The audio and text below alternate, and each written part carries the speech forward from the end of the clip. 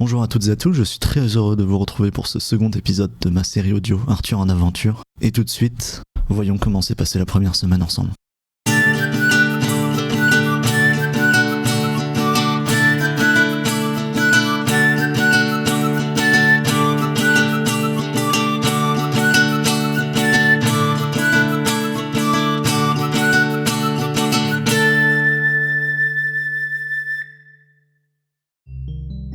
Dimanche, c'est la journée voyage, le moment de commencer cette belle expérience.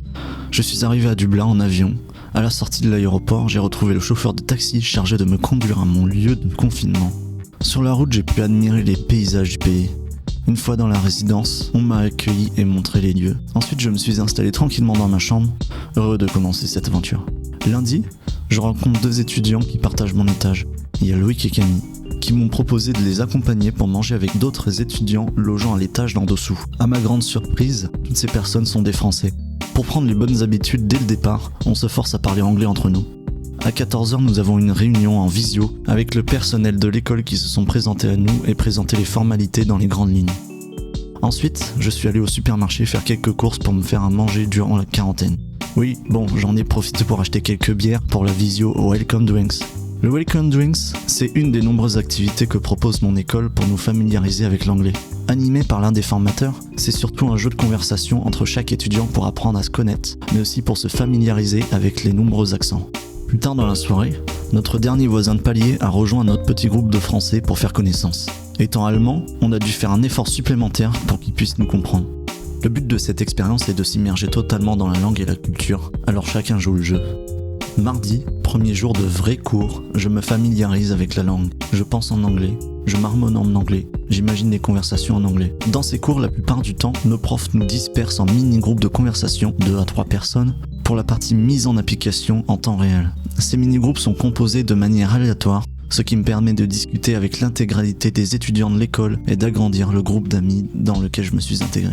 Après les cours, avec notre petit groupe de Français, nous sommes allés au supermarché acheter quelques bières pour passer une soirée dans l'ambiance locale. Ce petit moment nous a permis d'apprendre à connaître un peu plus chaque personne et surtout de créer des liens plus solides entre nous. Oui, en effet, on se connaît seulement que depuis 3 jours, mais chacun a l'impression de faire partie de ce groupe depuis plusieurs semaines, voire plusieurs mois.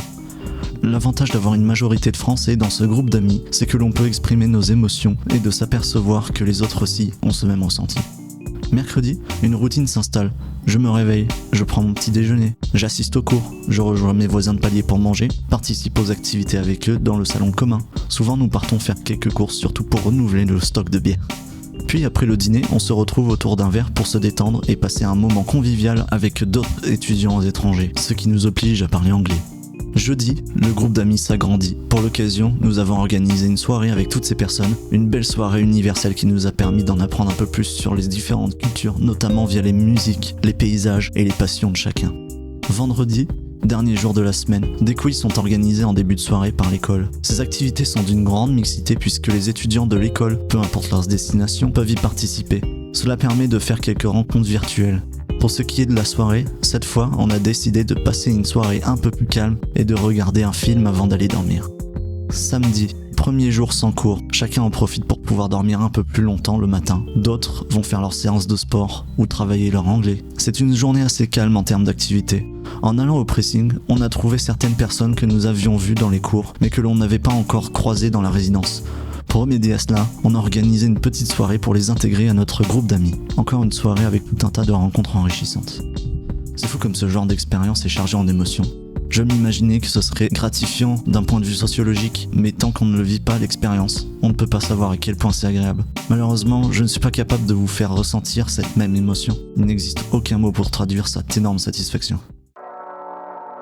Ça y est, cet épisode est terminé. Merci de m'avoir écouté jusqu'au bout. Je vous donne rendez-vous dimanche prochain. N'hésitez pas à vous abonner à mes comptes Instagram, Bandcamp ou encore SoundCloud pour être au courant dès chaque sortie d'épisode. Pour ma part, je vous laisse avec la musique de fin et je vous dis à dimanche prochain.